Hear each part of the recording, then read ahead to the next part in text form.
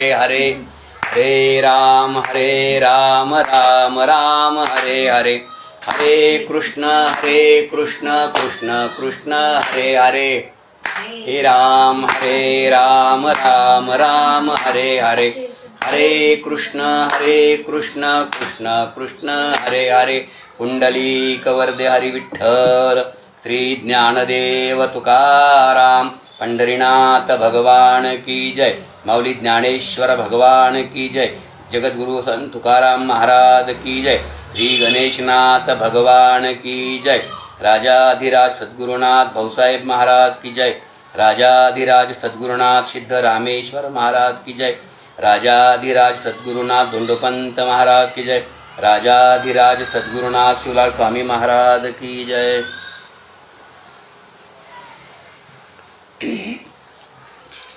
या ठिकाणी महान संत ईश्वरभाव उत्कट ज्यांच्या अंतःकरणामध्ये प्रगट होतो असे महान संत गणेशनाथ महाराज भगवान यांच्या अभंगावरती चिंतन करण्याचा योग,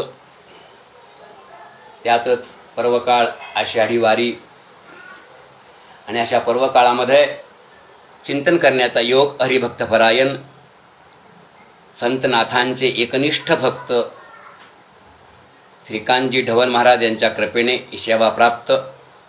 आणि या सेवेसाठी घेतलेला जो अभंग आहे तो या प्रकारे आहे। तुमची चालिता भूमिका होईना आपण, तरीच समाधान काही एक। तुमचे पायीचा पायरेका होईन मी देखा, तरीच माझा सखा सद्गुरुनाथ। तुझ्या पिकाची पिकदाणी करीना फुले मुख, तरीच पावन सुख काही एक। गणेशनाथ म्हणे आईचा होईन जेव्हा, मुखदायीन तेव्हा संताप्रती। तुमच्या पायीचा पायरेका होईन मी देखा, तरीच माझा सखा सद्गुरुनाथ। या अभंगाचं चिंतन करण्याचा योग आलेला आहे। सद्गुरु गणेशनाथ महाराज या अभंगातून एक साधकाला राजमार्ग दाखवतात। साधकाला राजमार्ग दाखवतात। या राजमार्गामध्ये एक लक्ष्य आहे की जे लक्ष्य गणेशनाथ महाराज प्रतिपादन करतात आणि ते लक्ष्य आपलं असेल तर पुढे चालून फळ निश्चित आहे।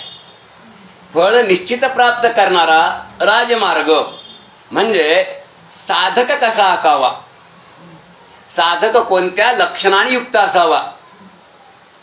आमचे महाराज सांगतात, सहज आता आठवलं म्हणून सांगतो की महाराज म्हणाले, कीर्तनकार होण्यापेक्षा प्रवचनकार होण्यापेक्षा या दोन्हीपेक्षा श्रेष्ठ काय असेल तर साधक होणं श्रेष्ठ आहे। काय श्रेष्ठ आहे? साधक होणं।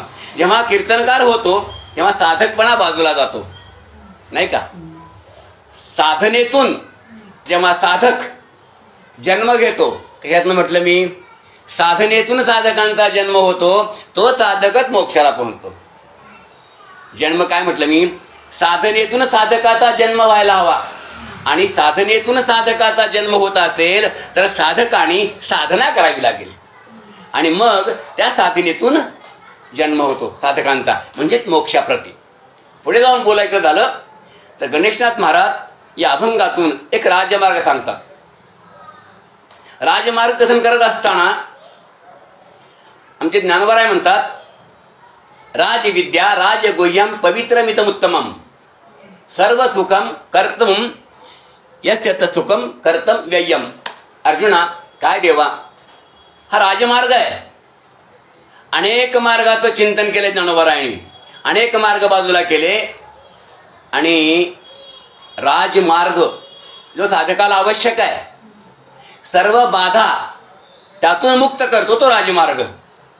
साधे रस्ते असतात, ओढ्याचे, ते काटे, दगड असतात, दुःख असतं, हिंस्र प्राणी असतात, हे रस्ते झाले। राजमार्गाला काही नसतं, राजमार्गाला काही नसतं, सरळ धोपट रस्ता म्हणून साधकासाठी हा राजमार्ग आहे, त्याला ज्ञानोबराय म्हणतात। आणि गणेशनाथ महाराजांनी ज्ञानेश्वरीचं चिंतन, तुकाराम महाराजांच्या गाथेचं चिंतन या अभंगातून केलेलं आहे। हे आपल्याला त्याचं उत्कृष्ट असं उदाहरण नाथाने दिलेलं आहे. नाथांचा अधिकार पाहिला आपण. ज्ञानोबरांची समाधी जिवंत आहे. माझं लहानपण उजनीला गेलं, याच गावामध्ये गेलंय. हे माझं आजोळ आहे. ज्यावेळी मी लहान होतो मंदिरात जायचो, तिथे एक चित्र काढलं होतं भिंतीवरती. एक वृक्ष होता आणि त्या वृक्षाला नाथ नित्य नैमित्तिक नैवेद्य दाखवायचे. एक काळ असा आला, नैवेद्य दाखवता दाखवता एक दिवस तो दिवस उजाडला. नाथाने प्रसाद दाखवायला गेले, ते वृक्ष फाकला गेला. आत्मी भगवंताने हात पुढे केले आणि तो नैवेद्य स्वीकारला. हा गणेशनाथ महाराजांचा अधिकार आहे, नाही का? आणि त्या अधिकारामध्ये सांगतात, अधिकार तैसा करू उपदेश, साहे ओझे त्यास त्याची देऊ. तुकोबाराय म्हणले, अधिकार तैसा करू उपदेश. अधिकार करण्यासाठी, उपदेश करण्यासाठी अधिकारी असावा लागतो. सगळे अधिकारी असं नाहीये, नाही का? काही विषयी आहेत, काही पामर आहेत, काही जड आहेत, काही मूढ आहेत, काही मुमुक्ष आहेत. मुमुक्षाला वेगळा राजमार्ग आहे, नाही का? आणि मग हा राजवर दाखवत असताना महाराज म्हणतात की तुमची चालती भूमिका होईन आपण, तरीच समाधान काही एक समाधान आहे. काय एक समाधान आहे? ते समाधान प्राप्त होईल कधी? या राजमार्गावर गेल्यानंतर.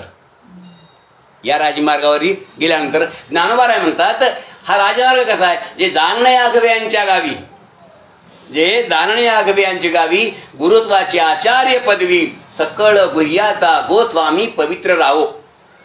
म्हणजे हा स्वामी आहे. राजविद्या ही स्वामी आहे, नाही का? गुह्य आहे म्हणजे पवित्र आहे. बर, आपण केलेलं कार्य फलित करून देणारी विद्या आहे. आपण जे कार्य सुरू करतो ते फलित करून देणारी आहे, निश्चित फळ देणारी विद्या आहे ती राजविद्या. म्हणून शांकरी विद्या म्हटलेलं आहे. काय म्हटलेलं आहे? शांकरी विद्या म्हटलेलं आहे. ज्ञानोबा आहे त्याला राज्यविद्या म्हणतात. शांकरी विद्या म्हणजे काय? शा म्हणजे सुख आणि करी म्हणजे करून देणारी. काय म्हटले? ही कसली विद्या आहे? शांकरी विद्या आहे. ही तर शांकरी विद्या नाथ महाराज प्रतिपादन करतात. आणि ती करत असताना त्यांच्या अनुषंगानं, त्यांच्या अनुभवातून त्या तत्वाला ज्याने आपलंच केलंय, त्या तत्वाचा आनंद आल्यानंतर याच तत्वाचा एकरूप होण्यासाठी साधकांना तुम्ही काय करा? या राजमार्गाने चला, नाही का? राजमार्गाने चला. आणि मग महाराज तुमची चालती भूमिका होईन आपण. कोणाची?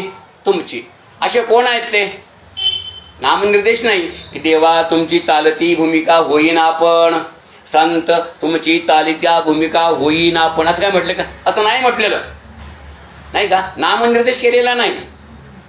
पण जागतिक पातळीवरती व्यावहारिक सत्तेला पारमार्थिक सत्तेचं स्वरूप प्राप्त करून देतात असे जे आहेत. मी काय म्हटलं बघा, व्यावहारिक सत्तेला, व्यावहारिक सत्ता म्हणजे संसारिक सत्ता जी आहे, या व्यावहारिक सत्तेला पारमार्थिक सत्तेचं स्वरूप करून देतात. त्यात मिळवतात म्हणा. ज्याप्रमाणे पाण्यामध्ये, दुधामध्ये वेगळं असल्यानंतर दोन सांगता येईल, जेव्हा पाणी आणि त्या पाण्यात दूध टाकलं की पाणी वेगळं करता येत नाही, ते एकरूप होतात. तसं प्रपंचिक सत्तेला पारमार्थिक सत्तेचं एकत्रीकरण करतात. आणि ते एकत्रीकरण केल्यानंतर त्यातून जन्म घेणारा जो आनंद आहे, तो समाधान आहे, तो साधकाला भोगता येतो. तो साधकाला भोगता येतो. म्हणून ज्ञानोबा म्हणतात की जाणणे आगवे यांच्या गावी, सर्व विद्यामध्ये सर्वश्रेष्ठ विद्या नाथांचे शब्द आहेत. याच्या पुढे विद्या नाहीये. कारण ज्या वस्तूला तुम्हाला प्राप्त व्हायचंय त्या वस्तूला जाण्यासाठी तुमच्याकडे भांडवल काय पाहिजे, हा महत्वाचा मुद्दा आहे. आणि ते भांडवलीचं नाथ महाराज सांगतात. अन्य प्रयत्न भरपूर आहेत. चिंतन आहे, सर्व गाथा वाचन आहे, नामस्मरण आहे, वगैरे वगैरे प्रकार आहेत. हे मोक्षाला कारणीभूत आहेत. पण हे मोक्ष तेव्हाच करून देणार जेव्हा नाथ महाराज सांगतात ही लक्षणं तुमच्याकडे असतील, आणि मग नामस्मरण असेल, मग चिंतन असेल, आणि मग मात्र हे फलदायी होतं. नामचिंतन चालू आहे, पण नाथांची लक्षणं आपल्याकडे नाहीत, नाही का, तरी फलद्रूप होणार नाहीत.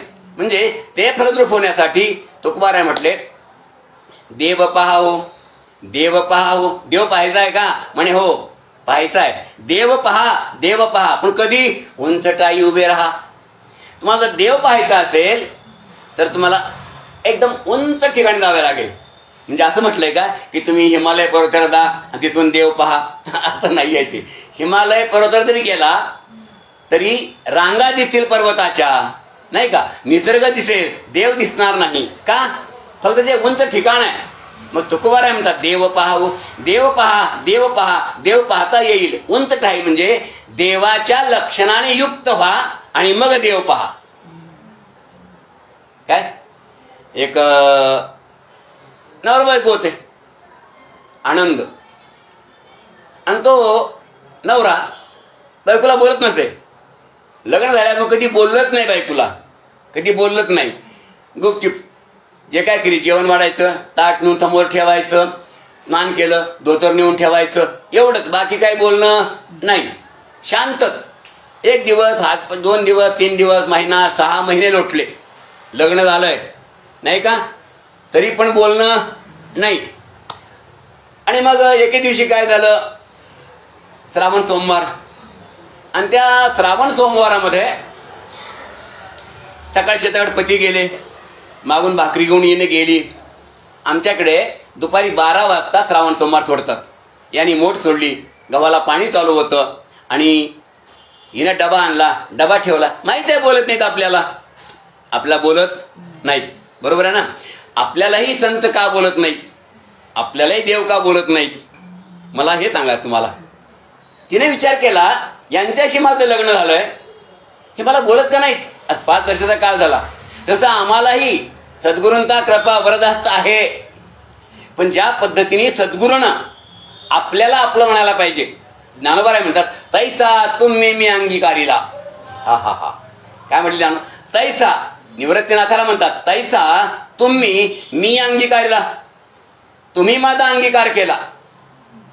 बरं का, संतांनी आपला अंगीकार करावा हे जगातलं 9वं आश्चर्य नाही, विश्वातला सर्व आनंद त्या ठिकाणी एकरूप होतो. कधी? त्याने आपलं केलं तर. सज्जनी आपुला म्हणे त्याला. ज्ञानोबाराय म्हणले, तैसा तुम्ही माझा अंगीकार केला. अंगीकार केलाय ठीक आहे, पण आपला म्हणणं नाही का. बघा शब्द ज्ञानोबारायांचे, तैसा तुम्ही मी अंगीकारीला, तुम्ही माझा अंगीकार केला, पण आपला म्हणितला का, याला आनंद आहे. आपुला म्हणितला, तुम्ही अंगीकारही केला, मला आपलंही म्हणलं. पुढे काय घडलं? उन्हे सहजे उपाताला प्रार्थुकाई. माझ्याकडे जे उणी होती, अंगीकार केला, नाही का, आपला म्हणितला. त्यातून काय झालं? जे माझ्याकडे उणीव होती ती उणीव नाहीशी झाली. काय संत जेव्हा कृपा करतात तेव्हा काय आपल्याकडे जी उणीव आहे, परमार्थातली उणीव, हा बाबा इथपर्यंत का येऊ शकत नाही, त्या उणीवा त्या नष्ट करतात, त्या उणीवा त्या नष्ट करतात. तसं लग्न झालंय, बोलायला तयार नाही, आणि टोपलं ठेवलं भाकरीचं, निघून गेली गहू खुरपायला. जुना काळ मोठा होत्या, त्यांनी मोठा सोडल्या, बैल बांधले आणि जेवायला बसला. श्रावण सोमवार जेवत असताना आमच्याकडे एकदा जेवायला बसलं का उठायचं नाही, उठला की श्रावण सोमवार मोडला. बरं का, हा नियम आमच्याकडे. आणि मग ती खुरपायला गेली, हा जेवायला बसला, पाणी फिरवलं, पुंडलिक वरधारी विठ्ठल म्हटलं, काय म्हटलं, आणि जेवायला बसला. 2 घास खाल्ले, इतक्यामध्ये एक गाय किंवा एक बैल आलं आणि ते गहू खाऊ लागलं. बरं का, पुढे पत्नी खुरपते, पत्नी खुरपू लागलेली आहे, आणि ते घोडं गवत खातं. हे पाहिलं कोणी? मालकाने पाहिलं. आता हा मालक जेवतोय, याला उठायचं नाही, उठलं तर सोमवार मोडतो. बरं, बायकोला सांगावं तर बोलायचं नाही, बोलायचं नाही, नाही का. म्हणजे पतीनं बोलल्यानंतर जो आनंद आहे तो वेगळा आनंद आहे पत्नीला.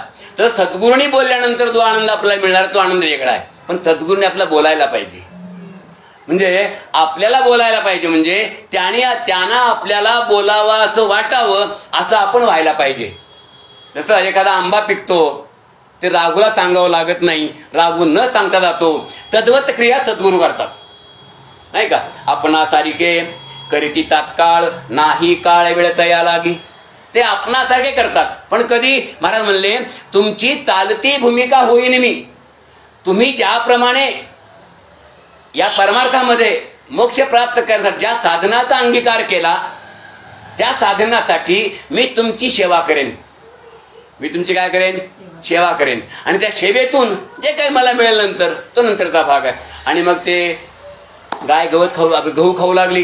गहू खात असता ह्यानं पाहिलं आता बोलायचं नाही.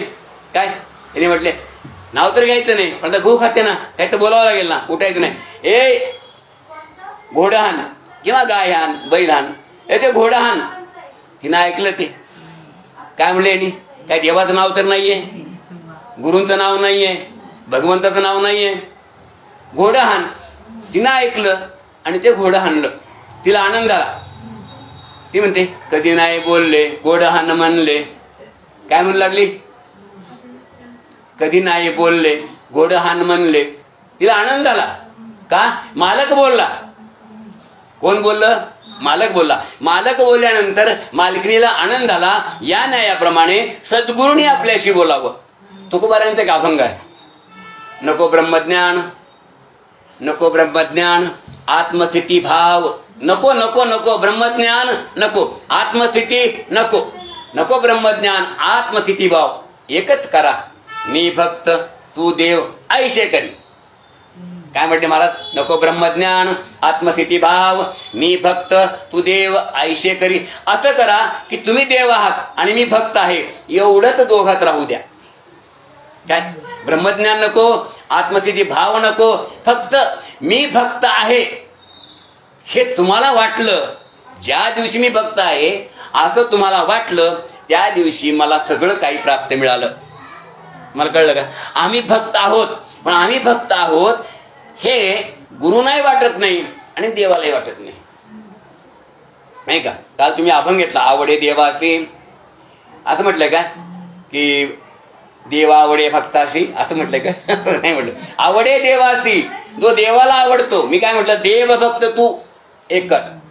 आणि मग मालक बोलला. तिला आनंद झाला आणि ती म्हणू लागली कधी नाही बोलले गोडहान म्हणले, कधी नाही बोलले.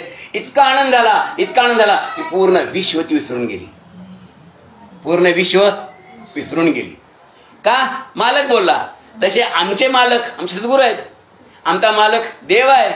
नाही, स्वामी काद गुरु भक्ती, पितृवचन सेवापती, हित विष्णूची महापूजा, अनुभव नाही तुझा. काय म्हणले महाराज तुकाराम महाराज? स्वामी काद गुरु भक्ती. माऊली तेच म्हणतात, जर तुम्हाला स्वामी काद मध्ये शब्द काद आलाय आणि पुढे गुरुभक्ती आहे. स्वामी काद, बरोबर आहे नाही? स्वामीसाठी, स्वामी प्राप्त व्हावे यासाठी, स्वामीची कृपा प्राप्त व्हावी यासाठी काय करा? स्वामी काद. मालकासाठी गुरुभक्ती करा. काय करा? गुरुभक्ती. नाही का? हे बघा, गुरुभक्तीमध्ये जो आनंद आहे तो आनंद कशातच नाही. सकळ साधनाची या माता, सकळ साधनाची या माता, गुरुभक्ती दान तत्वता. काय म्हटले महाराज? सकळ साधनाच्या जितकी साधनं आहेत त्या सगळ्या साधनामध्ये कोणतं साधन श्रेष्ठ असेल तर गुरुभक्ती. म्हणून दान तेने गुरु भजिजे, तेने कृतकार्य होईजे. आपण तेव्हा म्हणतो आपण, बरोबर आहे ना? काय होतं माहिती आहे का? गुरुभक्तीमध्ये जो आनंद आहे तो खूप मोठा आनंद आहे. गुरुभक्ती परमार्थाचं मूळ आहे. परमार्थाचं मूळ काय? गुरुभक्ती आहे. याच्याशिवाय परमार्थ फलद्रूप होत नाही. नाही का? आणि मग तिला आनंद झाला. हाही जेवण झालं. संध्याकाळ झाली. ती गहू खुरपताना ती म्हणाली कधी नाही बोलले गोडहान म्हणले, कधी नाही बोलले गोडहान म्हणले. तिला काहीच आठवना, एकच मंत्र आणि आनंद चेहऱ्यावरती. नाही बोलले. नाही का? आणि मग संध्याकाळ झाली. ती घरी गेली. काय? घरी गेल्यानंतर संध्याकाळ झाली होती. बाहेर परत असतो जुनी घरात, बाहेरचं दळण सरपण आणण्याकरता घराबाहेर गेली स्वयंपाक करण्यासाठी. योगायोग म्हणा, कर्मधर्म संयोग म्हणा. ती गेल्यानंतर ती तिकून यायला आणि या बैल घेऊन तिकून जायला गाठ पडली. जुना काळ, लाईटी नाही, काही नाही, काही अंधार राहायचे. मग तिकून ती आली कोणीही गेले मालक, दोघांची भेट झाली खिंडीत, पुढे 2 बैल. तिने म्हणली कोण आहे? काय म्हटली बायको? कोण आहे? हे काय म्हटले? मी आहे. मी म्हटले कोण आहे? ते म्हटले मी आहे. मी म्हटले कोण आहे? ते म्हटले. म्हणजे सुरू झाले का? साधा रडका मरका मालक बोलल्यानंतर, साधा रडका मरका मालक बोलल्यानंतर सुद्धा जर पत्नीला इतका आनंद होत असेल काय, तर सद्गुरू बोलतील, सद्गुरू या म्हणतील, काय बोलतील, आपल्याला कृपा करतील, तो किती मोठा आनंद आहे, किती मोठा आहे, नाही का? नाही का? म्हणून महाराज म्हणतात की तुमची चालती भूमिका होईना आपण तरीच समाधान काही एक. तुमची चालती भूमिका म्हणजे विश्वनिर्मित जे विश्व आहे, परमार्थाला लागण्यासाठी जे जे काय आवश्यक भांडवल आहे, निंदा हिंसा नाही देह कपट बुद्धी. तुकोबाराय म्हणले परमार्थात जायचंय का? म्हणे हो. मग काय? सकळ चिंतामणी शरीर. कधी कृपा होते? आपलं शरीर सकळ चिंतामणी शरीर जर आपला असेल, तिथे काही राहत नाही. निंदा हिंसा नाही देह कपट बुद्धी ही सगळी लक्षणं गेल्यानंतर जे शिल्लक राहतं, जे शरीर शिल्लक राहतं, त्याला चिंतामणी कुठे जाणवर आहे. चिंतामणी दे चिंतिल्या रथा. मग तेच शरीर मोक्ष प्राप्त करून देतं. कधी? ते शरीर मोक्ष प्राप्त करून देतं का? आपल्यात जे आहे, साधकाला बाधक जे आहे, निंदा हिंसा नाही देह कपट बुद्धी सकळ चिंतामणी. सकळ शरीर चिंतामणी झालं. मग चिंतामणी रत्न, चिंतामणी दे चिंतिल्या रथा, चिंतामणी जर प्राप्त झाला तर मागा ते मिळतंय. महाराज म्हणले शरीर चिंतामणी आहे. काय म्हटले? शरीर चिंतामणी आहे. मग कधी चिंतामणी आहे? हे वरचे 6 गेल्यानंतर काय. आणि मग सद्गुरूंची कृपा होते. ती कृपा होण्यासाठी या लक्षणाने महाराज म्हणतात. कसं आहे, समजा बाबा आपण पुण्यात आहोत, बरोबर आहे ना? महाराज म्हणतात सुखाच्या पाऊटी, महाराज म्हणतात सुखाच्या पाऊटी, सुखापर्यंत तुम्हाला पोहोचता येत असेल तर, बरोबर आहे ना? सुखापर्यंत म्हणजे मोक्षापर्यंत मला पोहोचता येत असेल तर इथून सोलापूर 250 किलोमीटर आहे. किती किलोमीटर आहे? 250 किलोमीटर आहे, बरोबर आहे ना? इथून आपण प्रवासाला सुरुवात केली, त्या रस्त्याला ते बोर्ड असतो बघा, सोलापूर 200 किलोमीटर, सोलापूर 210 किलोमीटर सांगता मध्ये. म्हणजे 1-1 किलोमीटर आपला पायरी पुढे जायचंय, पुढे जायचंय, 1-1 पायरी पुढे जायचंय. 249 पायऱ्या आपण मागे टाकल्यानंतर पुढे गेल्यानंतर 250व्या पायरीला सोलापूर आहे. कितीला? 250व्या पायरीला काय? सोलापूर आहे. 249 पायऱ्या मागे टाकल्या, दर्शन सोलापूरचं झालं. कशात झालं? सोलापूरचं. इथं पण झालं असतं का? नाही, नाही का? म्हणून चढता आले कसा पाहिजे? चढता. तुका म्हणे नवविध भक्ती जाणे तोची शुद्ध. दररोज नवनवीन दिवस नाही का यायला पाहिजे. आज वेगळा आनंद आहे, उद्या वेगळा आनंद आहे. म्हणजे चढती भक्ती व्हायला पाहिजे, उतरती भक्ती नाही. आणि अशी भक्ती वाटत असेल तर महाराज म्हणतात आणि झाली तरीच समाधान काही एक. जर मला अशी लक्षणं प्राप्त झाली नाही का तर समाधान मिळेल, अन्यथा मिळणार नाही. म्हणून साधकाने साधना करत असताना साधकाने आपलं जे काही आहे त्याचा विचार न करता साध्यासाठी प्रयत्न करणं आणि साधक होणं गरजेचं आहे. एका शब्दामध्ये वाल्या कोळी महापापी असं म्हणतात. आपण कधी बघितलं नाही त्याला. तो महापापी आहे म्हणजे लोकांची खुणं करायचा, लुटमार करायचा, चोऱ्या करायचा, बरोबर आहे ना?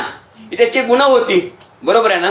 पण झालं काय की भाग्याचा उदय ते हे जोडी संत पाय. तुकोबाराय म्हणले तुमचं भाग्य त्याचा उदय झाला ते हे जोडी संत पाय, त्याच्या भाग्याचा उदय झाला. तुम्ही म्हणाल की हा तर दरोडेकार टाकणारा, लुटणारा, याचा भाग्याचा उदय कसा झाला नाही का? तर याला अनुमान प्रमाण असं आहे की पूर्व पुण्याचा ठेवा ओढवला. कुठेतरी पुण्यकर्म एखादं केला असं मागच्या गत आयुष्यामध्ये, त्या गत आयुष्याच्या पुण्याईने त्यांची भेट झाली नारदांची नाही का? भेट झाल्यानंतर जवळ गेले. महापापी मनुष्य नाही का. राम नावाचं ज्याला वावडा आहे, राम नावाचा ज्याला वावडा आहे किंवा राम ज्याच्या मुखात येत नाही, नास्तिकापेक्षा भयंकर नास्तिक. काय आमचे तुकोबाराय म्हणतात, मूढ पापी उतरे कासे लावून या. आमचा पांडुरंग कसा आहे, जे मूढ आहेत, पापी आहेत, उतरे कासे लावून ये. अरे वा, आमचा भगवंत असा आहे की जी मूढ आहेत, जे पापी आहेत, जे अज्ञानी आहेत वगैरे अनेक लक्षणे युक्त आहेत, याचा विचार करत नाही. तो काय करतो, लक्षण पाहतो नाही का, आणि उद्धार करतो. पण कसं घेतो, सोनं प्रमाणे सोनं घेतो कस लावून, तसा आमचा पांडुरंगही कस लावून घेतो नाही का. पण इथं नारदाने त्याला कस लावला नाही. हा संतांना देवाचा फरक आहे. काय नारदाने कस लावला नाही, नारदाने पाहिलं नाही नाही का. हा पापी आहे आणि अनेक खून केले, अनेक लोकांना लुटलं, हे नारदाने पाहिलं नाही नाही का. या संताचे हे देणे कल्पतरू हुणे धुणे, परिसा परिसा आगाध चिंतामणी ठेंगणा. काय महाराज काय म्हणले, या संतात देणं कसं आहे, कल्पतरूपेक्षा वेगळं आहे नाही का, परिसापेक्षा वेगळं आहे आणि चिंतापणीपेक्षा वेगळं आहे, जे कुणीच करू शकत नाही. या संताचे देणे या कल्पतरुणी दुने परिसा परिसा चिंतामणी ठेंगणा. महाराज म्हणले चिंतामणी लहान आहे, काही किंमत नाही गुरूंच्या कृपेपुढे, संतांच्या कृपेपुढे. कल्पवृक्ष नाही. आता पुढे जास्त विचार करत नाही, थोडं सांगतो मला. म्हणजे इतके संत, संत उदार उदार भरले अनंत भांडार, मागत्याशी पुरे धनी आणि काशी उरे. संताकडे इतकं धन आहे, इतकं धन आहे की जसं एखादा व्यक्ती खूप श्रीमंत आहे, वरून दिसतं बरोबर आहे ना, त्याचं किती द्रव्य केलं तर संपत नाही. लोक म्हणतात एवढं जातंय, संपत कसं नाही. त्याच्या घरात ते विहीर आहे पैशाची, धन ती जन्म घेतं. काय त्याला पोहरा टाकायचा आहे, वर काढून द्यायचं आहे, म्हणजे धन कुठे घरातच आहे. त्यामुळे कितीही वाटलं तरी काय फरक पडणार नाही. मागत्याशी पुरे, जे मागतात त्याला देतात आणि मागावून जे येणार आहेत त्यांच्यासाठी धन शिल्लक आहे. आम्हा घरी धन शब्दांचित रस्ते किंवा धन घरी आम्हा पांडुरंग, हे संतांचं लक्षण आहे. हे कुणी म्हणावं का, आम्ही तुम्ही म्हणू नये, हे तुकोबरायने म्हणावं. धन आम्हा घरी पांडुरंग ज्ञानोबरायने म्हणावं नाही का. आणि मग अशा प्रकारे महाराज म्हणतात की तुमची चालती भूमिका होईन आपण तरीच समाधान काही एक. जर त्या गतीला पाहायचं असेल, त्या गतीला जायचं असेल तर संतांची कृपा, तुमची कृपा नवती दान, साधका कदा नावरे मन, तू तुष्टल्या मन जनार्दन मनपणा मन स्वयं विसरे. भागवतामध्ये उभी आहे, तुमची कृपा नवती दान. या देव कृपा करील किंवा ना, पण सद्गुरूंची कृपा झाल्याशिवाय तुमची कृपा नवती दान, साधका कदा नावरे मन, तू तुष्टल्या जनार्दन मनपणा मन स्वयं विसरे. मला काय सांगायचंय, वाल्मिकी गुरु सांगायचंय. या भूमीला धरून तुमची कृपा म्हणजे संतांची कृपा झाल्याशिवाय कदा नावरे. असा वाल्या दुष्ट, असा लोकांना लुटणारा देवाने कृपा केली असती तर मन आवरलं नसतं एखाद्या वेळेस, पण संतांनी कृपा केली म्हणून त्यांचं मन आवरलं नाही का. कसलं मन आहे ते भयानक वाल्यासारखं. आपलं मन तर तसं नाहीये, जरा कुठं काय असेल किलमी थोडं बहुत, पण वाल्यासारखं तर नाही ना. एवढा वाल्या कोळी. आणि मग नारद गेले शांत. काय शांता महानता निवसंती संतो, ही लक्षणं त्यांची, ही लक्षणं देवाची नाहीत. शांता महानता निवसंती संतो वसंत वल्लोक हितम चरतः. वसंत वल्लोक, ज्याप्रमाणे वसंत ऋतू येतो आणि वसंत ऋतू आल्यानंतर संपूर्ण सृष्टी हिरवलेनं पांघरते. काय करते सृष्टी, हिरवा शालू पांघरते. जिकडं पाहावं तिकडं ही पृथ्वी हिरवीगार शोभून पाहिल्या पाहिल्या मनाला आनंद नाही का. हिरवलेनं का, वसंत ऋतूंचं आगमन झालं, ते लक्षण आहे वसंत ऋतूचं. वसंत ऋतू आला सृष्टीला हिरवं व्हावंच लागतं. ही सृष्टी म्हटली वसंत ऋतू येवो, अगर कोणी येवो, मला हिरवं व्हायचं नाही, हिरवं लेणं मला घालायचं नाही, अशी पृथ्वी म्हटली या साधक म्हटला, हे मला मोक्ष वगैरे काय नको, मला परमार्थ नको. पण गुरुच्या मनात आलं की तुला मोक्ष होणार, नको म्हणून चालणार नाही. ती प्रथा म्हटली, वसंत ऋतू आला तरी मी हिरवी होणार नाही, हिरवा शालो पांघरणार नाही असं म्हटली. तू कितीही म्हण, तुझं काही चालणार नाही. वसंत ऋतू आला की तुला हिरवं व्हावंच लागतं. तुमची कृपा नवती दान साधका कदा नावरे म्हण, तू तुष्टल्या जनार्दन, तुष्टल्या नाही का, तुझी कृपा झाली, तू आमच्याकडे प्रेमाने पाहिलं, तुझं अंतकरण आमच्यासाठी भरून आलं, तर निश्चित आमचा उद्धार झाल्याशिवाय राहणार नाही. ते गेले वाल्याकडं, काय बुवा काय चाललंय, काय नाव आपलं, म्हणा वाल्या म्हणतात नाही का.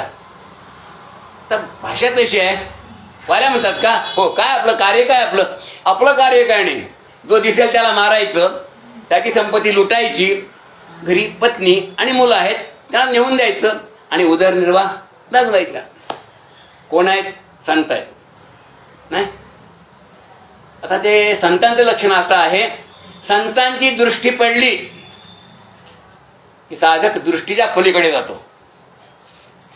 काय म्हटलं मी, संतांची दृष्टी पडली, साधक दृष्टीच्या पलीकडे जातो.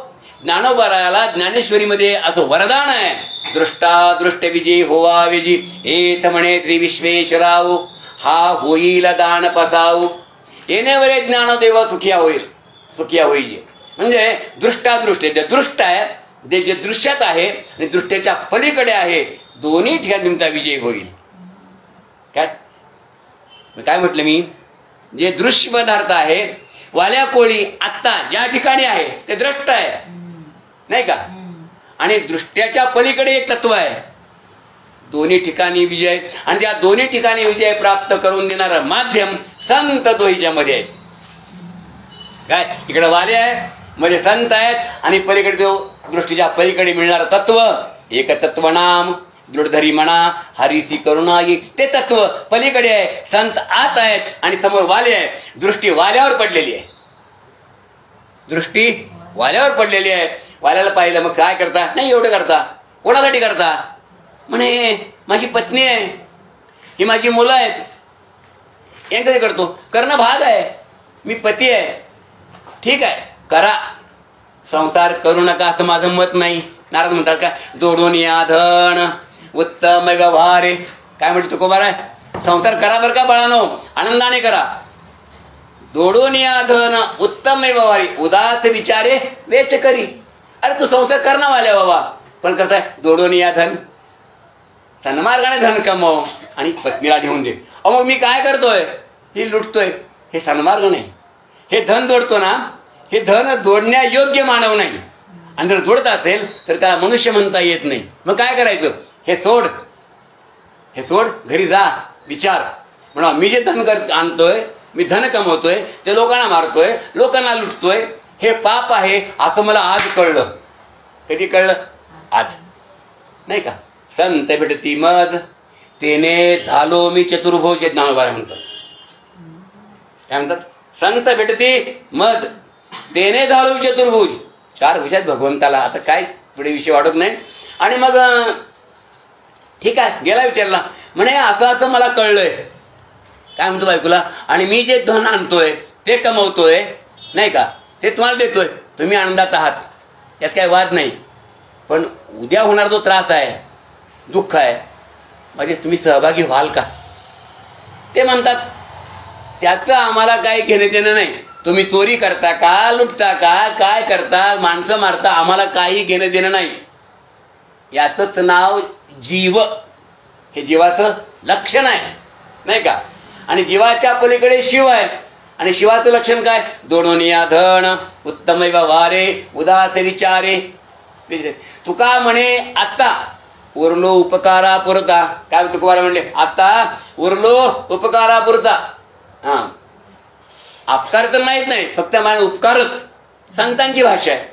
आणि मग गेला, ते म्हटले आम्ही काय नाही, तुमचं पाप तुम्ही बघायचं, आम्ही का भोगायचं. आणि बरोबर त्यांचं, ज्याने कर्म केलंय त्याला भोगावं लागतं नाही का.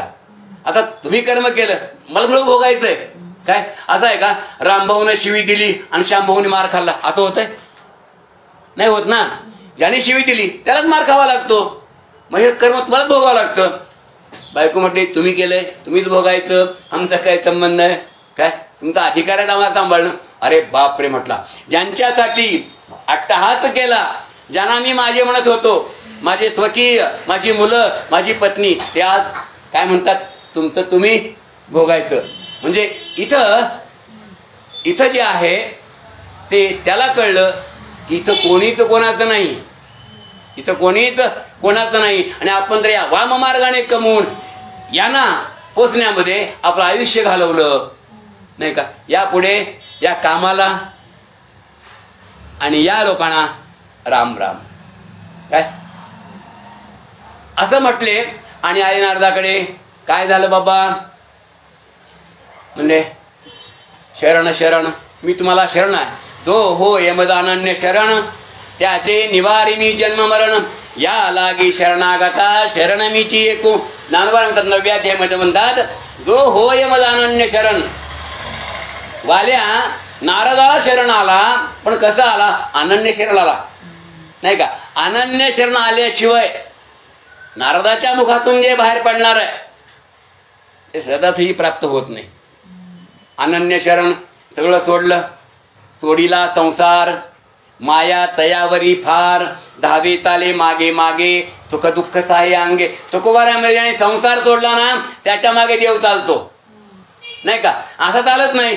सुख घेऊन पिशवीमध्ये भरतो, ती पिशवी खांद्याला अडकावतो आणि ते सुख घेऊन त्याच्या मागे जातो. कोणाच्या, भक्ताच्या.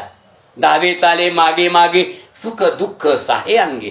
त्याचं दुःख आपल्यावरती घेतो आणि सुख त्याला देतो. हे त्या देवाचं लक्षण आहे. पण हे मिळण्यासाठी अगोदर नाथ महाराज म्हणतात की ज्याप्रमाणे नारदाची भेट आणि वाल्याची भेट झाली, वाल्याने काही टाकलं काय आणि काही घेतलं. टाकलं नको ते टाकलं आणि हवं ते घेतलं. म्हणजे वाल्या कोळ्याचा साधक झाला. मग सांगितलं मी शरण आहे, काय राम राम राम राम म्हणा. काय पण म्हणा, इथेच बसून म्हणा राम राम. ज्या ठिकाणी वाल्मिकी बसले त्या ठिकाणी राम राम नामस्मरण सुरू झालं.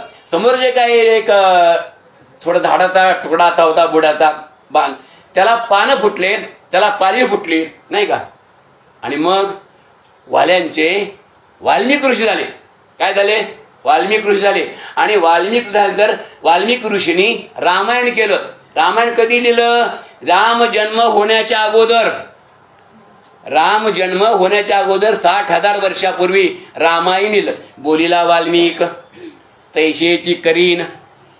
वाल्याने पापी वाली त्यांचे वाल्मिकी ऋषी झाले राम जन्म येण्याच्या अगोदर. राम जन्म येण्याच्या अगोदर रामायण लिहिलं. ते रामाने त्याची आज्ञा पाळली. कोणाची, वाल्या कोळ्याची.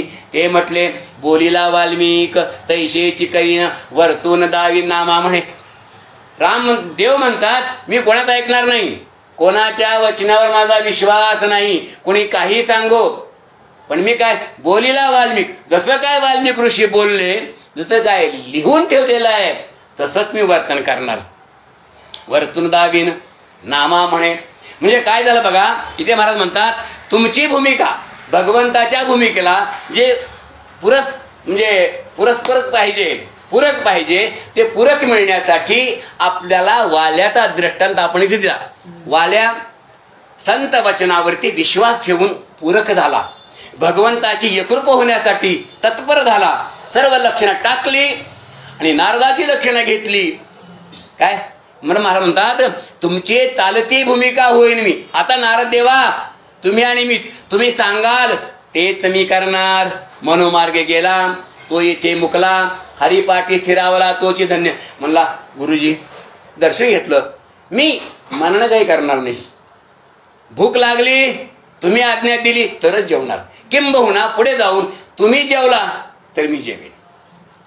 काय भाव तोची उचित, भाव तोची भगवंत. तुकोबारा म्हणले भाव उचित, भाव भगवंत. भाव म्हणजेच भगवंत आणि भगवंत म्हणजेच भाव. निष्काम निश्चळ विठ्ठली विश्वास, पाहू नये वास आणि कांचा.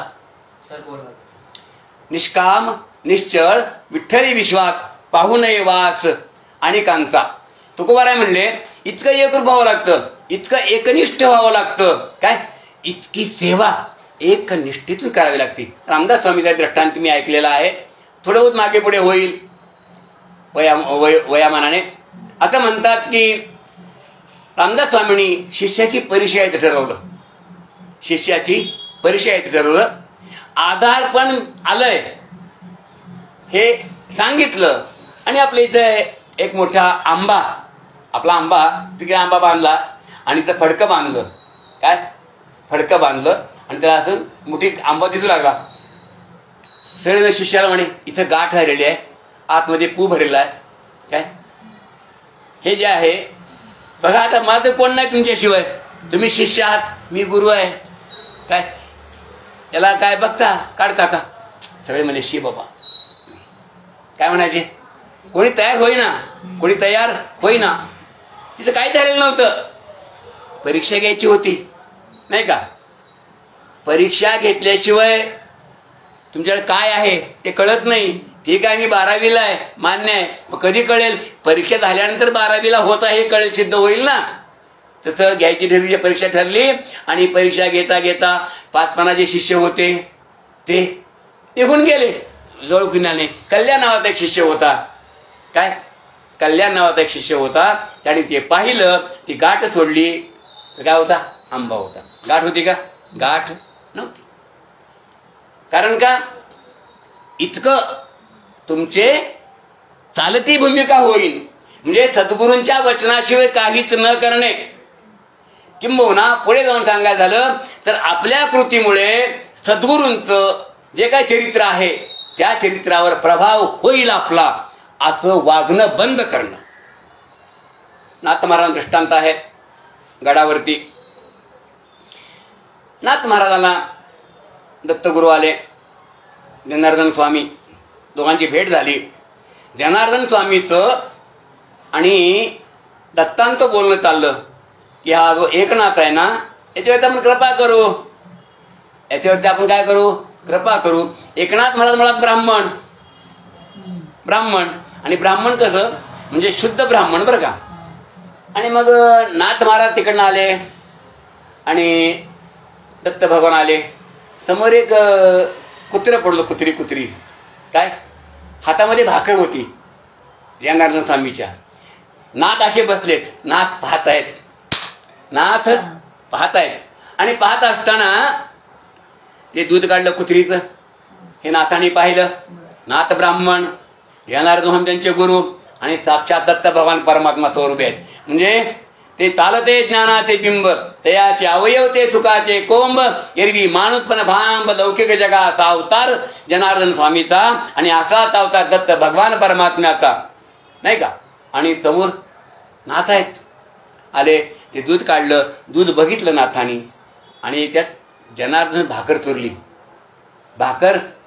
चुरली आणि नाश्ता करा म्हटले. नाश्ता करा म्हटले. आज्ञा कोणाची आहे? गुरूंची आज्ञा आहे. मी तुम्हाला सांगतो, शास्त्र आज्ञा आहे, देव आज्ञा आहे आणि गुरु आज्ञा आहे. हे 3 आज्ञा आहेत. गुरु आज्ञा सर्वश्रेष्ठ आहे. गुरुने म्हटले तुम्ही शास्त्र वाचायचं ना, वाचायचं नाही. जरी देवाची आज्ञा आली तुम्ही ज्ञानेश्वरी वाचा, पण गुरु म्हटले नाही वाचायचं ना, नाही वाचायचं. गुरु आज्ञा महत्वाची आहे नाही का. देवाज्ञा महत्वाची आहे, शास्त्राज्ञा महत्वाची आहे. पण शास्त्राज्ञा आणि देवाज्ञा याच्या पुढे गुरु आज्ञा दिलं. आता ते समोर पाहिलं होतं की नाथानी जनार्दन कुत्र्यात दूध काढलंय. ती दूध काढून कुत्रीचं त्यात भाकर चाली आणि ते मला तारतात, किळस आली. पण ती गुरु आज्ञा होती, खा म्हटलं. खायचं काम होतं. कळलं तुम्हाला? तुमची चालती भूमिका होईन. कळलं ना तुम्हाला? ते म्हणले मी नाही खाणार. तेव्हा जनार्दन स्वामी जनार्दन स्वामी दत्तांच्या कानात सांगतात, अजून हा पिकला नाही. काय म्हणले? अजून हा पिकला नाही, याला आणखीन कळालेलं नाही. नाथ महाराजांना, कारण गुरु आज्ञा प्रमाण. गुरु हा, पुढे सांगू, गुरु हा संत कोळीचा राजा. बघा काय म्हटलंय, गुरु हा संत कोळीचा राजा. गुरु हा प्राण विसावा माझा. गुरुविन देव नाही तुझा, पाहता त्रिलोकी. काय काय गुरूंची शक्ती आहे बघा. संत कोळीचा राजा गुरु हा प्राण विसावा माझा, गुरुविण देव नाही तुझा, गुरुविण देव नाही तुझा. पाहता त्रिलोकी नाही का. म्हणून गुरुभक्ती सर्वश्रेष्ठ आहे. काय गुरुभक्ती सर्वश्रेष्ठ आहे. आणि मग ते पाहिल्याबरोबर ठीक आहे म्हटले, पिकला नाही. तुकोबारा म्हणले पिकलिया सैंद कडूपण गेले तैसे आम्हा केले पांडुरंगे. तुकोबारा काय म्हटले, पिकलिया सैंद कडूपण गेले तैसे आम्हा केले पांडुरंगे. देवाने आम्हाला काय केलं, ज्याप्रमाणे एखादा शेंदाळ असतं शेतामध्ये, आमच्याकडे असतात पूर्वी, आता ते कमी झाले. ज्वारी टाकायचं, एक बी टाकलं असा वेल यायचा, असले शेंदाळ मोठे मोठे. आम्ही सकाळी 7 वाजता जाऊन खायची, शेतातून खायचं. किती खा ना, एक काय 10 खा, खूप खायला चांगले. ते कच्चं होतं तो त्या कोणी हात लावत नाही, पण पिकलं ते गोड होतं. तसं इथं म्हटले पिकलिया सांगितलं कडू पण तैची आम्हा केली पांडुरंगे. वाल्मिक ऋषीला नाही का बघा पण किती येतोय, काय केलं संतांनी, त्याचा कडवटपणा घालवला, त्याला पिकवला आणि त्याच्या मुखातून रामायण लिहून घेतलं एका शब्दाने. काय म्हणा, ठाईत बैसवणी करा एकचित्त, राम राम स्मरादी, लाहो करा गाठा घाला मुळबंदी, सांडा वा उगिया उपाधी, लक्ष लावून राहा गोविंद गा. याच चरण करायचे, याच चरण आहे, याचं चिंतन करा सूक्ष्म बघा. राम राम स्मरादी, लाहो करा गाठा घाल मुळबंदी. मूळबंद, मूळबंद जो आहे ना, आता पुढे जात नाही मी, पण राम राम स्मरा मूळबंद आहे ना. पुढे म्हणतात राम राम स्मरादी, लाहो करा गाठा मूळबंदी, सांडा टाका वा उगिया उपाधी, उपाधी टाकून द्या आणि काय करा, लक्ष लावून राहा गोविंद गा. आल्या राम राम स्मर, त्यांच्यावर लक्ष ठेव आणि हेच चिंतन कर. हे चिंतन केल्यानंतर उपाधी राहणार नाही. काय राहणार नाही, मी वाले आहे, मी एका स्त्रीचा नवरा आहे, मी पती आहे, काही राहणार नाही. उपाधी उपाधी वेळ तुम्ही निर्विकार, काहीच करणे नाही तुम्हा तुकोबाराय म्हणतात. आणि मग राम नामात ती शक्ती आहे. नाम चांगले, नाम चांगले माझे कंठी राहो भले नाही का. काय करतं नाम, मुक्त केले राक्षसा. वाल्या कोळे जी राक्षस वृत्ती होती तीच ना, लोक लुटणं मारणं राक्षसच ना. ती राक्षस वृत्ती राम नामाने गेली आणि गेल्यामुळे वाल्मिकी ऋषी झाला. हे संत करतात. म्हणून तुझी कृपा नवती दान, साधका कदा नावरे मन, तू तुष्टल्या जनार्दन मनपणा मन विसरे. मन विसरतय, तुमची कृपा झाली तर. आणि तेच मन रममान होतं. काय तुम्हाला काल बोललो मी नाही का, आधी सांगतो आता सहज थोडा 2 मिनिटं वेळ आहे म्हणून, की मी काल तुम्हाला बोललो प्रवचनामध्ये, ज्ञानोबरायांची जी ज्ञानेश्वरी आहे आणि ती जे शब्द अंतःकरणात खेळू लागले, तुकोबारायांचा गाथा आहे, ते शब्द माथ्यात खेळू लागले, किंवा आमच्या नाथ महाराजांचा गाथा आहे, त्यांचे शब्द जर माथ्यात खेळू लागले तर संसारात आनंदाने खेळता येतं नाही का. संसारात आनंदाने खेळता येतं. आणि संसारात आनंदाने खेळता यावं म्हणून गणेशनाथ महाराजांचा सुप्रसिद्ध अभंग, प्रत्यक्षात ज्ञानेश्वरीचं चिंतन एका अभंगात मांडलंय. असे मोठे महात्मे गणेशनाथ महाराज, त्यांना इथून मला साष्टांग दंडवट, झालेली सेवा सर्व संत महानुभावाच्या चरणी अर्पण करून त्यांच्या माध्यमातून मला ही सेवा मिळाली, त्याला मनपूर्वक माझा सप्रेम जय हरी. कुंडलिक वरदारी विठ्ठल, श्री ज्ञानदेव तुकाराम, पंढरीनाथ भगवान की जय, माऊली ज्ञानेश्वर महाराज की जय, जगदगुरु संत तुकाराम महाराज की जय.